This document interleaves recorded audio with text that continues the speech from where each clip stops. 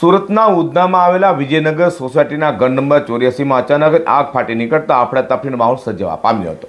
કોઈ ફાયર બ્રિગેડને જાણ કરતા લાશ કરાવી પહોંચ્યા હતા અને આગ પર કાબુ મેળવ્યો છે. હજુ તો ઉનાળાની શરૂઆત થઈ નથી ત્યાં તો સુરત શહેરમાં રોજે રોજ આગના બનાવો બની રહ્યા છે.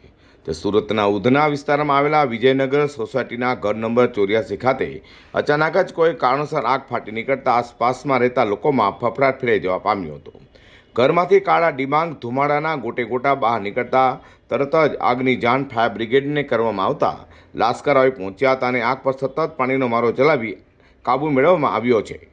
જો કે જાનહાની ન થતાં લોકોએ હાશકર અનુભવ્યો છે. मैं सब ऑफिसर नॉटम के खलासी उधना फायर स्टेशन કઈ જગ્યા અને શું આગનો બનાવ હતો? વિજયનગર ઘર નંબર 84 માં આગ લાગવાનો કોલ મળ્યો હતો. ફાયર કંટ્રોલ દ્વારા 3:25 જેવો ટાઈમ હતો અને અમે તરત જ ઘટના સ્થળે આવીને કામગીરી ચાલુ કરી દીધી હતી. રેસિડેન્શિયલ વિસ્તારમાં હતું કે કોમર્શિયલ વિસ્તારમાં હતું? રેસિડેન્સી એરિયામાં આગ આવી હતી અને કેટલું નુકસાન થયું છે અને કોઈને ઈજાગ્રસ્ત થયું હોય? એક ભાઈને નોર્મલ ગેસની બોટલ કાઢતામાં વાગ્યું હતું. એમનું નામ આસારામભાઈ છે ને બાકી બીજી કોઈ જાનહાની થઈ નથી. ઉધના વિજયનગર સોસાયટીના ઘર નંબર 84માં આગને કારણે ઘરમાં રહેલા સામાન બળીને ખાખ થઈ જવા પામ્યો છે. જોકે કોઈ જાનહાની નહીં થતાં તંત્ર અને લોકોએ હાશકર અનુભવ્યો છે.